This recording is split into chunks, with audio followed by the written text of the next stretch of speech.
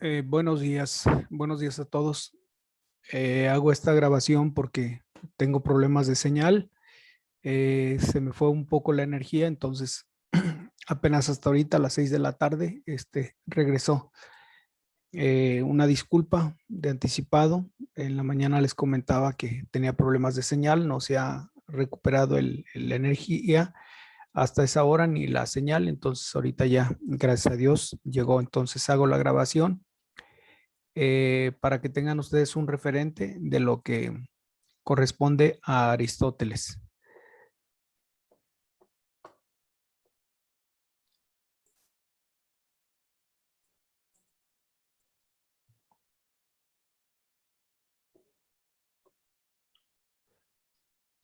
Bueno, ética a Nicómaco. Ya hablábamos del caso de Platón, pero en este caso, bueno, vamos a hablar de la ética de Platón, perdón, de Aristóteles. Aristóteles es el primero que continúa con esta exposición de ética, entendida la ética como un medio para lograr la rectitud en las personas, aunque en este caso la obra de Nicómaco, que es propiamente el hijo de Aristóteles, bueno, pues Aristóteles mantiene un diálogo con su hijo, buscando de esta manera que, pues que el hijo, como todos los padres, logren sus objetivos en la vida.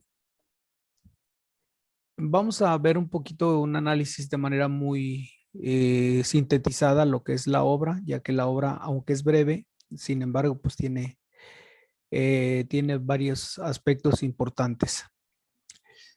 La obra de Ética a Nicómaco de Aristóteles es el libro más influyente de la filosofía moral, que es una consecuencia de la política, como la moralidad es la política de Aristóteles. Es decir, hablar de moralidad pues es hablar de costumbre, pero hablamos costumbres que permiten la unidad, costumbres que permiten la armonía en una sociedad.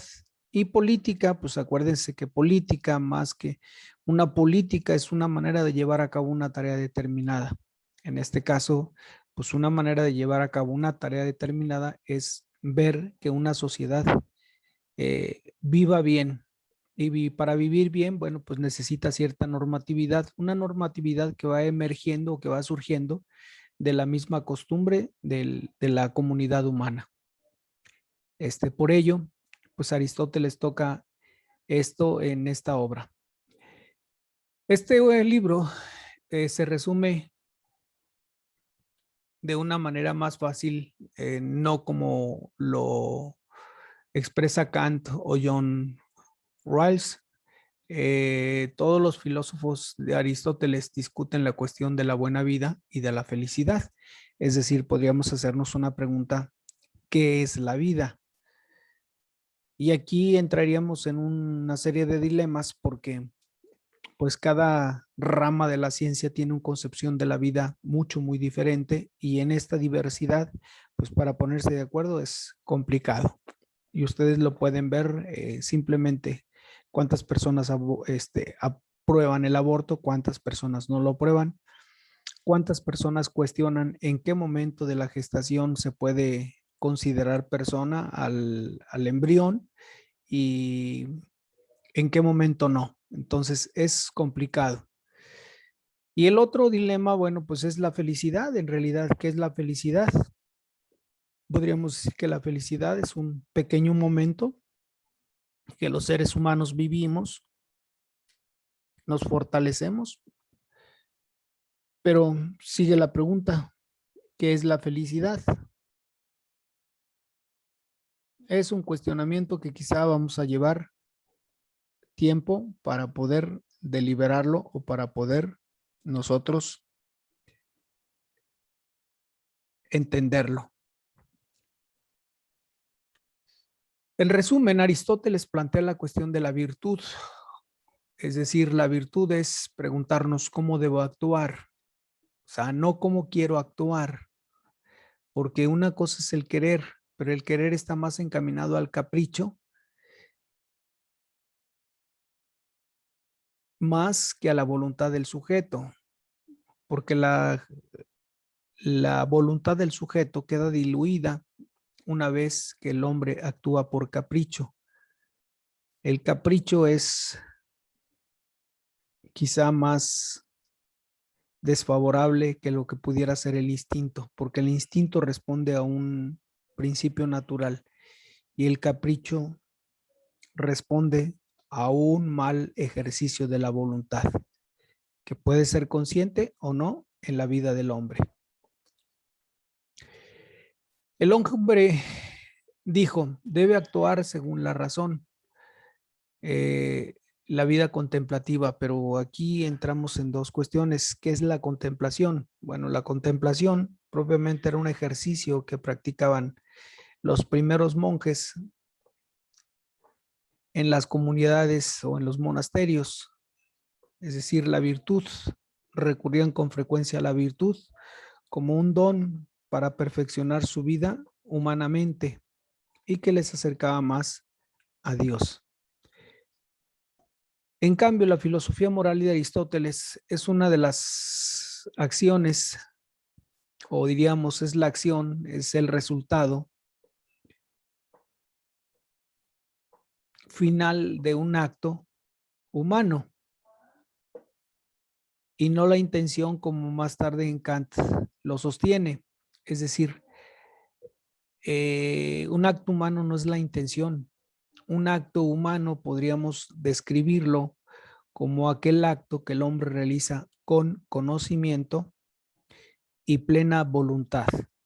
Es decir, el hombre está consciente de esto o debe estar consciente para que sea un acto humano. No debe ser un acto deliberado, debe ser un acto reflexionado, bien pensado y sobre todo que sea aprobado por la voluntad del sujeto. Una de las principales citas de la ética de Aristóteles dice, el que no puede vivir en sociedad o que no tiene nada, ¿por qué? Es suficiente en sí mismo, no es una parte del Estado. Este es un crudo o un dios.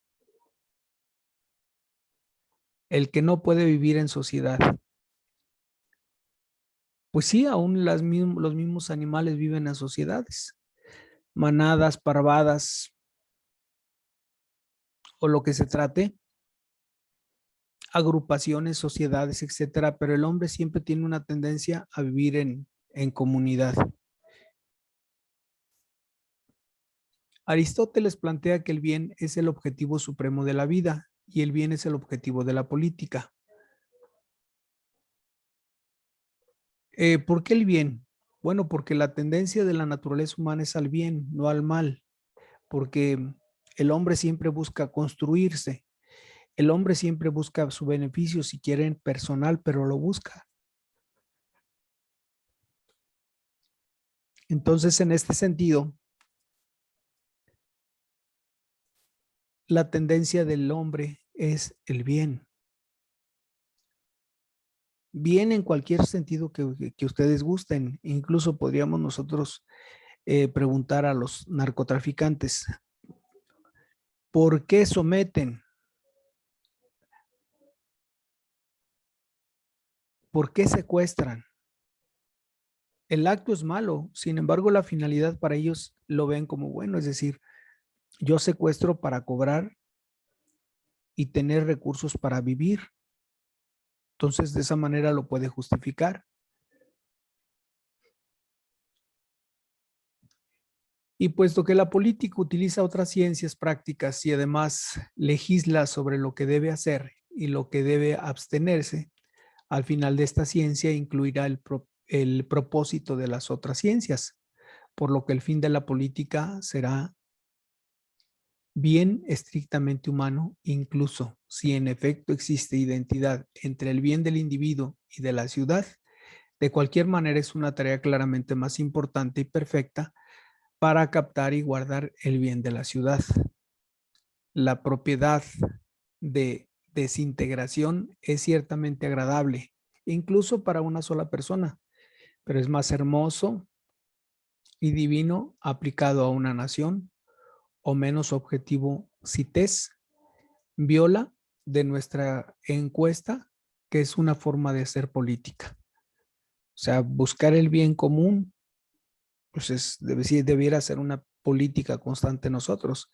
Es decir, más allá de buscar mi bien, debo buscar el bien de la comunidad. Y en orden que encuentre el bien de la comunidad, encontraré mi propio bien. El filósofo Aristóteles distingue 3 tipos de felicidad. La primera, el placer, la vida de acuerdo con el cuerpo, es decir, todo lo que el cuerpo me puede proporcionar como placer. Pues me hace sentir feliz, porque si no fuera placentero, si no me agradara, pues simplemente no lo buscaría o no lo querría. Segundo, la política, según la retórica, vida y de honor. ¿Por qué la política? Bueno, pues porque la política es de alguna manera ver por esa comunidad para estar mejor. Y por último, la meditación, que en este caso la llamaríamos reflexión, que es la vida de acuerdo a la razón. Es decir, si nosotros somos personas racionales, primeramente tendríamos que hablar cuando alguien nos pregunta, callar y volver a hacer el mismo proceso para comenzar a reestructurar y sobre todo a corregir aquello que nosotros consideramos que no está de acuerdo al fin que perseguimos. Acuérdense que todos en nuestro actuar pensamos en un fin, es decir, tenemos un fin. Los actos que realizamos no son simplemente actos, sino tienen una finalidad. Por eso Aristóteles establece una jerarquía entre estas 3 formas de vida.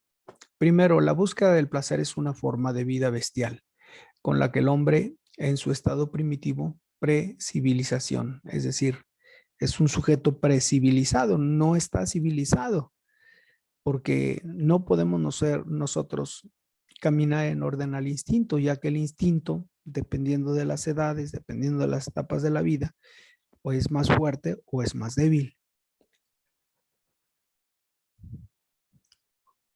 Más aún, se sabe que entre más joven, y esto quizá la experiencia la hemos tenido algunos, mientras más joven se es, lógico, se tiene más fortaleza. Mientras más grandes somos, esa fortaleza va mermando con los años. Segundo, del mismo modo Aristóteles condena la vida pasada, la vida basada en honor, porque esta vida depende de otro. En mérito atribuimos depender de sí mismos. Además, el honor es efímera, por lo que la felicidad debe ser sostenible. Honor parece algo demasiado superficial para ser objeto buscado, ya que la opinión general más bien depende de los que honran como uno que es honrado, pero sabemos instintivamente que el bien es algo personal para todos y que difícilmente nos podemos deleitar.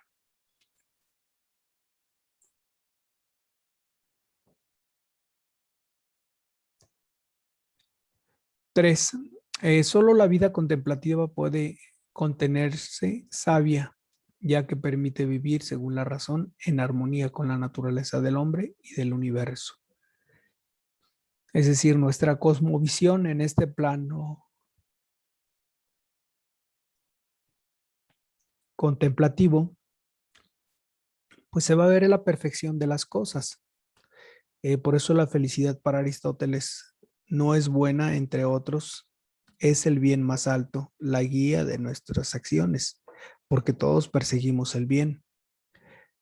Vamos a añadir que la felicidad es lo más deseable de todos, mientras que todavía no están incluidas entre los bienes, porque si había uno, está claro que sería uno más deseable por la edición food que los productos más pequeños. En efecto, esta suma de edición de los bienes más altos y de 2 activos más grandes es siempre la más deseable. Esto demuestra que la felicidad es algo perfecto y suficiente en sí mismo, y es el fin de nuestras acciones. Por eso comentaba, todas nuestras acciones tienen una finalidad. Y la finalidad, bueno, pues es el bien deseable por el sujeto que está realizando la acción. Pero ¿qué hay sobre la riqueza y el dinero? Bueno, el dinero no puede ser un objeto en la vida, solo puede ser un medio. La riqueza se clasifica en la categoría de útiles y no es necesaria.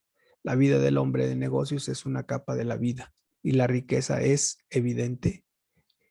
El bien que estamos buscando es solo una cosa útil, un medio para otra cosa. Sin embargo, socialmente, pues nos damos cuenta que el dinero hoy en día no se ha vuelto un medio, sino se ha vuelto un fin. Es decir, los seres humanos estamos dispuestos a hacer todo lo que nos piden con tal de conseguir dinero. E incluso desde vender nuestro cuerpo, desde rentar nuestro cuerpo, desde mandar privar de la vida a aquellos seres que nosotros pensamos que nos están entorpeciendo, hasta vender nuestra propia vida. Entonces, esto es crítico. Por eso el dinero no puede ser un objetivo en la vida, ni mucho menos un fin. El dinero debe ser un medio. Los bienes deben ser medios, no fines. Es decir, yo no debo trabajar para ser rico. Debo trabajar para estar bien, porque yo debo estar bien.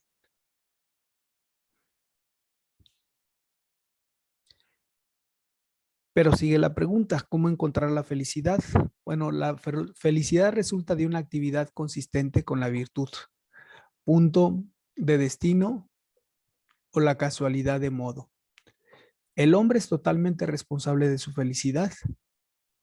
Es decir, cuando alguien dice, es que me haces enojar, es que no te pueden hacer enojar. Puede provocar, pero no hacerte enojar, porque a fin de cuentas tú tomas la decisión de sentirte bien o sentirte mal. Esto fuera de una enfermedad, lógico, pero tú decides porque tú tienes la voluntad. La virtud debe ser practicada de forma continua, no episódica. La virtud es un acto, no un ser. Básicamente el hombre debe desarrollar el hábito de hacer el bien, desarrollar el potencial que tiene el poder moral. ¿Pero qué es el poder moral? Bueno, pues es aquello que nos permite diferenciar el acto de la intención. Es decir, ayuda en la diferencia entre lo que yo deseo y lo que yo hago, o lo que yo hago y lo que yo digo.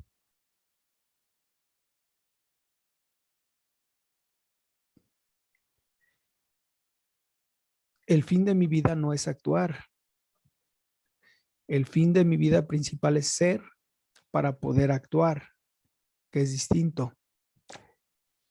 La virtud es de dos tipos, virtud intelectual y la virtud moral. Virtud intelectual depende en gran medida de la educación recibida, tanto para la producción como para su aumento. Mientras se necesita experiencia y tiempo, la virtud moral, en cambio, es el producto de la costumbre. Ya les decía que una de las raíces de la etimología latina es precisamente la moral, que es mos moris, que significa costumbre. Estamos hablando de la costumbre que integra, de la costumbre que establece el orden, que evita el caos de una población o de una sociedad como tal. Por ello, la virtud debe ser practicada de forma continua, no episódica. La virtud es un acto, no es un ser. Básicamente el hombre debe desarrollar el hábito de hacer el bien, desarrollar el potencial que tiene el poder moral, que es la diferencia del acto, la potencia recurrente en Aristóteles, es decir, es diferente el acto al fin, muchas veces. Por ello la virtud es de dos tipos, virtud intelectual y virtud moral. Virtud intelectual depende en gran medida de la educación recibida. tanto para la producción como para su aumento, mientras se necesita experiencia y tiempo. La virtud moral, en cambio, es el producto de la costumbre. Entonces, ética no es costumbre. Mos moris sí es costumbre.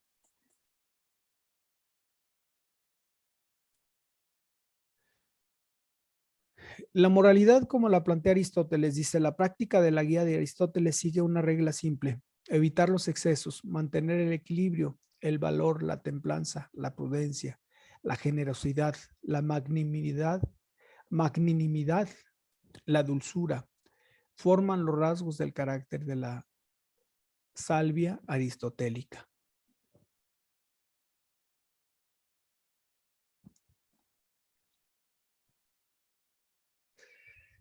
Pero ¿qué hay de la justicia? Porque no solamente Aristóteles habla de la justicia, Platón también nos habla de la justicia. ¿Y qué es la justicia? Bueno, Aristóteles distingue dos aspectos del concepto de la justicia. La justicia es una persona que depende de los demás y una justicia global y la comunidad. La primera es una virtud, la segunda se refiere a las leyes y la tercera a la razón. En el ideal, la justicia se convierte en la política de Aristóteles. Dijo del dique, justicia, que es el orden objetivo de la comunidad política. Los injustos difiere de simplemente que es lo que produce y mantiene la felicidad y sus partes para la comunidad política. Una comunidad injusta no puede ser feliz. Eso es. Y una comunidad injusta, más allá que no puede ser feliz, tampoco puede ser una sociedad buena. Y no puede ser buena porque no le está dando, no le está proviendo a sus mismos ciudadanos el bien que debe, sobre todo, predominar en la sociedad humana.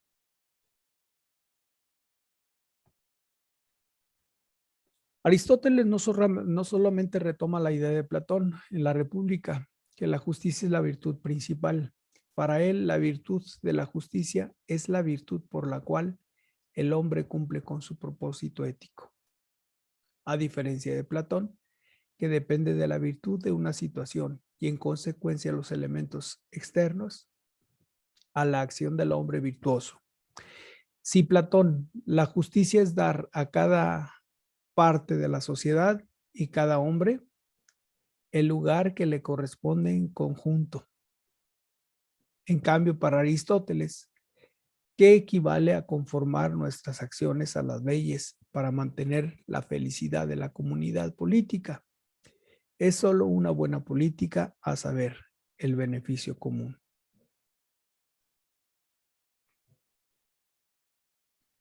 Justicia Aristóteles se convierte en política y realista. Pero ¿qué hay de otro tema que aborda también en esto? La amistad. En lo que es más necesario para la vida, porque sin amigos nadie escogería vivir, tendría todos los demás bienes. Es decir, tendría todos los bienes, pero sin la amistad, pues una vida en soledad puede llevar a la muerte. Es así que Aristóteles distingue tres clases de amistad: el interés, el placer o la virtud. Por supuesto, solo la amistad basada en la virtud. Es cierto que por los titulares de la virtud, ser bueno a sí mismo, que es bueno para los demás y agradable como resultado. Este tipo de amistad duradera y perfecta es adecuada solo para los hombres buenos. La amistad, por tanto, es sobre todo la de los justos. Esa conexión humana está conectada a la forma de comunidad política en Aristóteles. De hecho, solo la república se encuentra bajo el régimen, pero la amistad establecida y informe, basada en tanto en tanto entre los individuos, así que la amistad no puede florecer en la república. Y por el contrario, solo la república puede dar lugar a una verdadera amistad. Acuérdense que ellos tratan de justificar la vida de la sociedad. A manera de conclusión, podríamos decir que la Ética Nicómaco de Aristóteles es un gran libro que debe ser leído, porque en él se arregla para pensar en la felicidad individual relacionada con la dicha de la ciudad. Es decir, la felicidad el hombre la alcanza en aquello que realiza, lo realiza con gusto y de manera profesional, donde el dinero tiene cabida, pero no es el fin. El dinero es un medio para adquirir, para vivir, pero no nacimos para tener dinero. A esta conclusión podemos llegar. Somos más importantes los seres humanos que el dinero. El dinero va y viene y nosotros posiblemente no.